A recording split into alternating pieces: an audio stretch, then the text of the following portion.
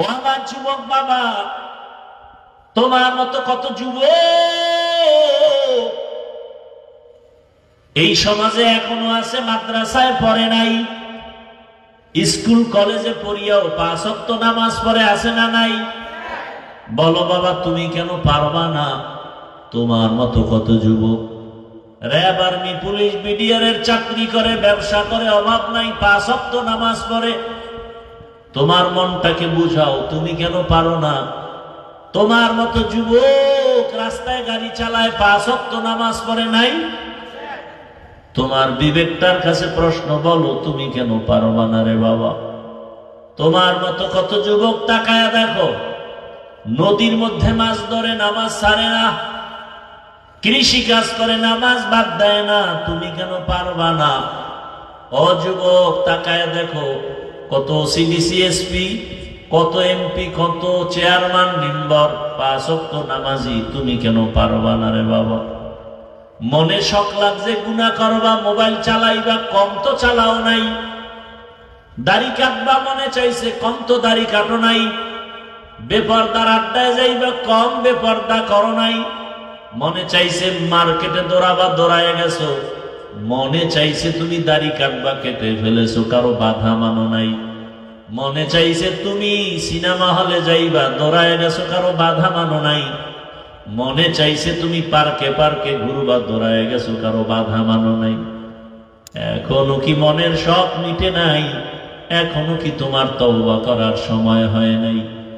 আমার যুবকদের কাছে আমার বিনয়ী আবদার, ও যুবক বাবা, পা দুটো আগায় দাও, আমি পায়ে হাত রেখে বলতে চাই, তোমার আর কতবার দাড়ি কাটলে মনের আশা পূরণ হবে বলো?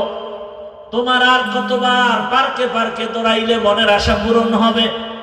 আর কত রাত মোবাইলে গুনাহ করতে পারলে তোমার মনের আশা পূরণ হবে? আর কতদিন তুমি বেপরদার আড্ডা নাচ গান করলে তোমার আশা পূরণ হবে? এবং এ কথাটাও আমারে বলো, তোমার হায়াতের বাকি আছে আর কতদিন? তোমার হায়াতের বাকি আর কতদিন? চোখের সামনে তোমার মতো যুবকের লাশ। ও পর্দার আড়ালের আম্মা জানেরা, বোনেরা, আপনার মতো কত মা, কত বোন পর্দা করে, নামাজ পড়ে, মোবাইলে সময় নষ্ট করে না। কত মা স্বামীর মাল হেফাজত করে, খেয়ানত করে না। এরে আম্মা জান, আপনারা কেন নামাজি হতে পারেন না? কেন আপনারা পর্দাওয়ালা হতে পারেন না? স্বামীর মাল কেন নষ্ট করেন? কেন মোবাইলে সময় নষ্ট করেন? আপনার আদর্শ দিয়েই তো সন্তানের আদর্শ করবে, আপনার আদর্শ দিয়েই তো সন্তান সুনাম অর্জন করবে। এরে আম্মা জান, আপনারা তো খাদিজা রাদিয়াল্লাহু আনহার মতোই নারী, ফাতেমা রাদিয়াল্লাহু আনহার মতোই নারী। আপনারা তো ফাতেমা রাদিয়াল্লাহু আনহার মতোই নারী। আপনারা তো ফেরাউনের স্ত্রী আসিয়ার মতোই জান্নাতি নারীর মতো নারী। এরে আম্মা জান, ফেরাউনের স্ত্রী এত বড় বেঈমানের ঘরে থাকিয়া আসিয়া জান্নাতি হয়ে গেল, কত বড় মুজাহাদা করলো। যেই আসিয়া সম্পর্কে রহমতের নবী বলেন, কিয়ামতের দিন আমি মুহাম্মদের সাথে আসিয়ার বিবাহ হবে জান্নাতে। অথচ ফেরাউন কত বড় খারাপ। এরে আম্মা জান, আপনার স্বামী তো ফেরাউনের মতো খারাপ না। আপনার স্বামী তো আপনাকে নামাজ পড়তে বাধা দেয় না। আপনি পর্দা করলে আপনার স্ত্রীকে স্বামী বাধা দেয় না।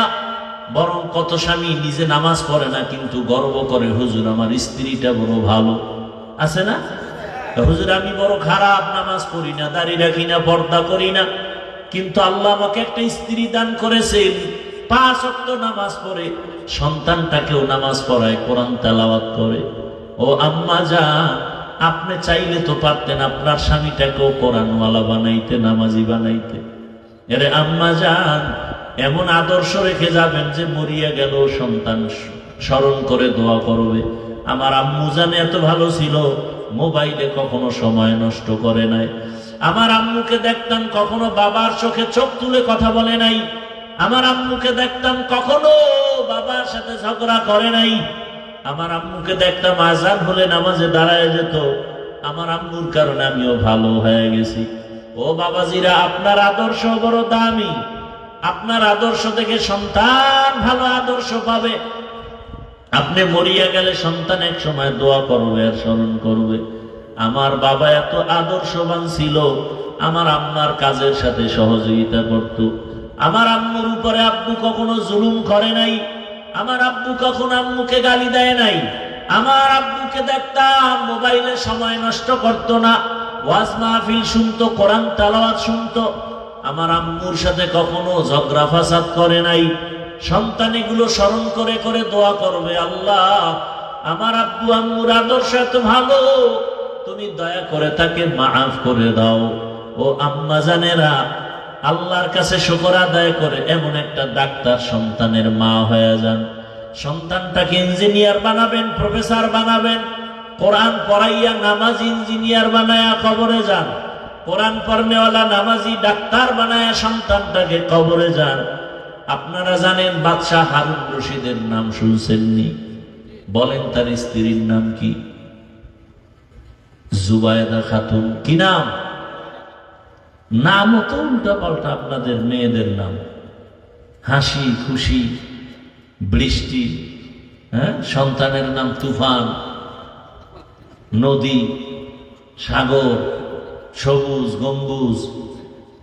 আর আল্লাহ কোরআনে নামের গজব লাগছে মনে হয়, ইসলামে আর নাম নাই, এই জন্য খুঁজে খুঁজে বেঈমানগো নামগুলো নিয়ে আসছে। আছে না নাই? অথচ কোন বেঈমানের ঘরে কি ইসলামী নাম আছে? আপনাদের লজ্জা এত কম কেন?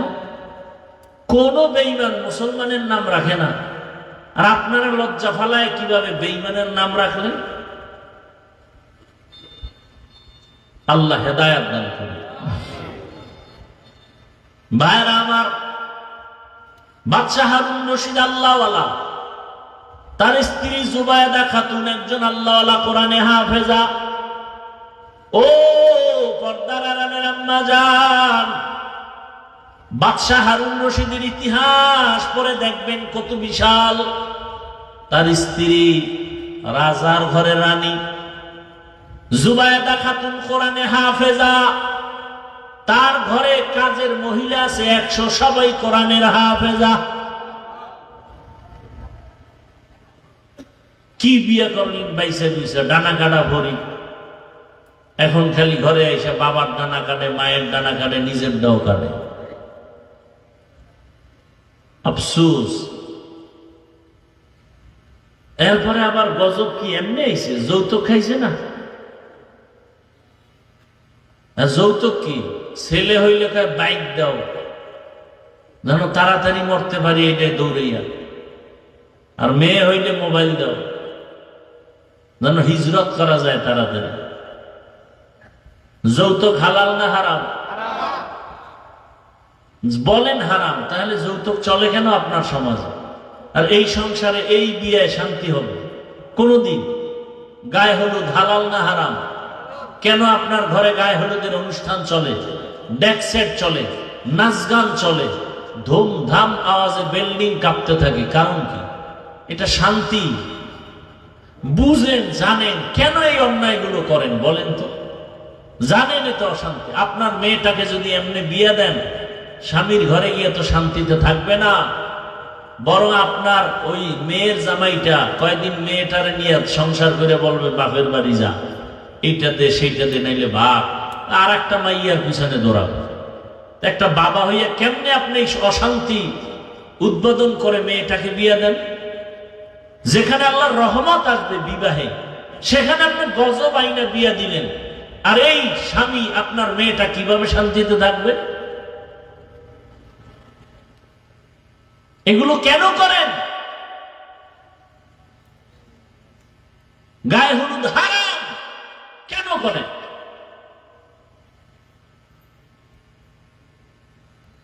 কেন বেপরদায় আড্ডা দেন? এক টেবিল চেয়ারে নারী পুরুষ সমানে খাইতেছে কেন? মেয়েদের জন্য আলাদা করেন প্যান্ডেল, ছেলেদের জন্য পুরুষদের জন্য আলাদা করেন। একসাথে খাওয়াইতে হবে বন্ধু বান্ধব, বেপরদা একটা সিনেমা হল শুরু করে ওখানে। আল্লাহ, ওই তো বললাম শুধু মুহাম্মাদের উম্মত হওয়ার কারণে বাঁচে, নাইলে জাগার ঠাড়া পড়ত জাগায়। নির্লজ্জ বেহায়ার মতো আবার ছবি তুলে ভিডিও করে সবার সামনে, মা বাবা চাচার সামনে চাচির সামনে ডনফন করে আবার ছবি তুলে। এই বিয়ে শান্তি? এই জামাই আপনার সম্মান করবে? কোনদিন। এরপরে আবার যৌতুক। আপনি তো ফকিন্নি হলে বিয়ে করান কেন সন্তান দেখে? নিজের হাত দিয়ে কামাই করে খাইতে পারেন না? নির্লজ্জের মতো আরেকজনেরটা খাওয়ার জন্য জিহ্বা বের করে দিছেন। আরেকজনেরটা খাইতে মনে চায়, লজ্জা করে না? নিজে কামাই করতে পারেন না?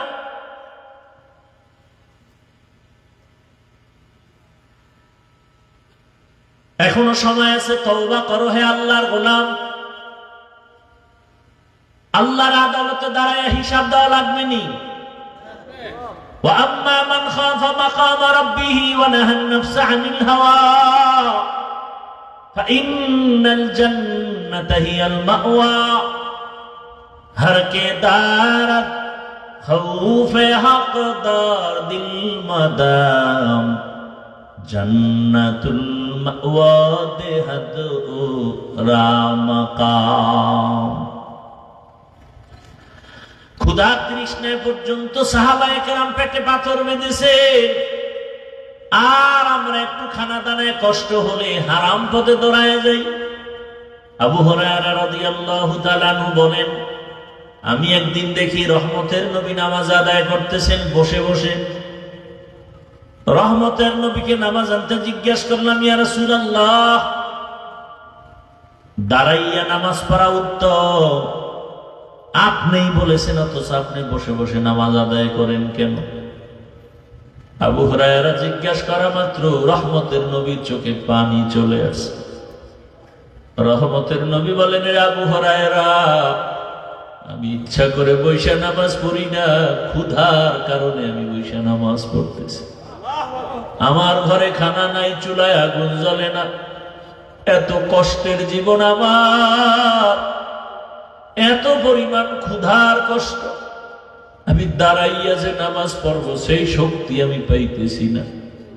আবু হুরায়রাও কান্না করেন, রহমতের নবী যদি এত কষ্ট করে, সাহাবায়ে কেরাম যদি এত কষ্ট করেন, আপনার আমার তো কোনো কষ্টই নাই, কম বেশি 3 বেলা তো খানা পাই। খানাটা যদি হালাল ভাবে খাইতেন, ঘরের মধ্যে আর কোনোদিন রুজিতে বরকত নষ্ট হতো না, ব্যবসায় বরকত নষ্ট হতো না। হারাম খানার দ্বারা ঘরে বরকত থাকে না, ব্যবসা চাকরিতে বরকত থাকে না। রে বাবা, অনুরোধ করে বলছি, ও মা, ও বোনেরা, ও যুবক বাবারা, বৃদ্ধ বাবাজিরা, এখনো সময় আছে, তওবা করেন। আল্লাহর আদালতে দাঁড়াইয়া হিসাব দেওয়ার ভয়, আল্লাহর কাছে তওবা করেন। আর গুনাহ করব না, নামাজ ছাড়বো না, বেপরদায় চলবো না। ও যুবক বাবারা, মনে মনে আল্লাহকে বলো, হে আল্লাহ, জীবনে তো শয়তানের ধোকায় পড়ে মনের আশা পূরণে কত দাড়ি কাটলাম, নামাজ ছাড়লাম, বেপরদায় চললাম। আয় আল্লাহ, কত হারাম পথে দৌড়াইলাম, হারাম খাইলাম। আজকে থেকে তওবা করতেছি, আর হারাম খাবো না, আর নামাজ ছাড়বো না, দাড়ি কাটবো না, বেপরদায় চলবো না। মা বাবার দোয়া নিয়া, শিক্ষকের দোয়া নিয়া, উলামায়ে কেরামের দোয়া পরামর্শ নিয়া নবীজির সুন্নাত অনুযায়ী চলবো। ও বৃদ্ধ বাবাজিরা, তওবা করেন। আল্লাহ কোন দিন মরণের ডাক দিবে বলা যায় না। অল্প বয়সেও ডাক দিতে পারে, সন্তানের সামনে বাবারে ডাক দিলে আর উপায় থাকবে না। কত জায়গায় বাবার সামনে সন্তানের ডাক এসে গেছে, আজরাইল এসে জীবনটা নিয়ে গেছে। আবার কত সন্তানের সামনে বাবার ডাক আসছে, ও যুবক, তুমি বুড়া হইয়া মরার কোনো গ্যারান্টি নাই, ঘুমের মাঝেও তো মরণ হয়ে যেতে পারে। যদি তোমার মরণটা হইয়াই যায়, সকাল 10টা-11টায় মা ডাকবে, বাবা ওঠ, আর কত ঘুমাবি? সন্তান তোমার কণ্ঠে আর আওয়াজ নাই, মা বুঝতে পারছে কি জানি হয়ে গেল। দরজা খুলিয়া দেখবে তোমার আমার শরীরটা ঠান্ডা শক্ত। মা চিৎকার দিয়া বলবে, তোরা কে, কোথায় আছো? আয়, আমার বাবা দুনিয়াতে জিন্দা নাই। আল্লাহ কুদরতের চক্ষু খুলে দিলে তুমি দেখবা তোমার মা কান্না করে, সবাই কান্না করে, বাবাও কান্না করে, কিন্তু তোমার আর জবাব দেওয়ার কোনো শক্তি থাকবে না। বাবায় টেলিফোন করবে, ইমাম সাহেব আমার সন্তানটা মরে গেছে, তাড়াতাড়ি আসেন, জানাজা না দিয়া কোথাও যাবেন না। বাবায় কান্না করে বলবে, একদল যা বাঁশ বাগানে বাঁশ কাট, আর একদল কবর খনন কর। কাউকে পাঠাইবে, বাজারে যাও কাফন কিনিয়ে আসো। আর একদলকে বলবে, ঘরের পেছনে গরম পানি করো, বড়ই পাতা লাগাও গোসল করাবার জন্য। তোমার আমার গায়ের জামা গেঞ্জি বেলেট দিয়ে কেটে কেটে রাখবে রে যুবক বাবা। তোমার আমার হাতের ঘড়িটা আর একজনে হাতে দিবে, তোমার আমার মোবাইলটা আর একজনে নিয়ে বলবে, এটা আমার মোবাইল, আমার বাড়ি, আমার গাড়ি, আমি যা বলছিলাম কিছুই দেখি আমার না। আমার জামা কাপড় খুলিয়া এখন আমাকে সবাই ঘর থেকে নামায়, আমার ঘরেও আমাকে আর থাকতে দিবে না। ওই গরম পানির গোসল করাইয়া, সাদা কাপড়ের প্যাকেট বানাইয়া যখন খাটিয়ার মধ্যে উঠাইয়া জানাজার ময়দানে নিয়ে যাবে, মা জানালা দিয়া ডাকবে, আমার বাবাটারে কই নিয়ে যাও। সবাই বলবে, জানাজা দিয়া কবরে নিয়ে রাখবো। বলে, শেষবারের মতো আমার বাবার চেহারাটা দেখাও, আর আমাকে মা বলে ডাকবে না। রাত্র 10টার সময় আমার বাবা এসে ডাকতো, আম্মু দরজা খুলে দাও। এখন আর কেউ রাতে আসবে না, আম্মু বলবে না। আমার কপাল বুঝি খারাপ, আর বুঝি আমার সন্তানের মজার আম্মু ডাক শুনতে পারবো না। জানাজা পড়াইয়া কবরের দেশে নিয়ে যখন পাড়াইয়া মাটি দিয়া তোমাকে সবাই চলে যাবে, এখন তুমি দেখবা ডানে বামে উপরে পিছনে নিচে মাটি, আর কিছুই নাই, তুমি একা, আমি একা। দুইজন ফেরেশতা প্রশ্ন করার জন্য আসবে, রবের পরিচয় দাও, ধর্মের পরিচয় দাও, রাহমাতুল লিল আলামিনের পরিচয় দাও। ওরে বাবা, তুমি যদি নামাজ না নিয়া, রোজা না নিয়া, তেলাওয়াত না নিয়া, দাড়ি না নিয়া কবরে যাও, আল্লাহর রাসূল বলেন তখন ওই বেনামাজি একটা জবাবও দিতে পারবে না। আফসোস করবে আর বলবে, হা হা না আদরি, আফসোস আমি কিছুই পারি না, কিছুই জানি না। আল্লাহর কুদরতি অর্ডার হয়ে যাবে, রে ফেরেশতাই নাফরমানকে ধর, কবরের মধ্যে জাহান্নামের আগুন জ্বালায়া দাও, একটা না দুইটা না 99টা সাপ। আল্লাহ বলবেন, কবরের মাটি, এই নাফরমানকে দুনিয়াতে আমি কম নিয়ামত দেই নাই। আমার দেওয়া পানি, আমার দেওয়া মাছ, আমার দেওয়া সূর্যের আলো, চাঁদের আলো, জমিনের ফসল, গাছের ফল সব খাইয়াও নামাজ পড়ে নাই, রোজা রাখে নাই, দাড়ি রাখে নাই, পর্দা করে নাই।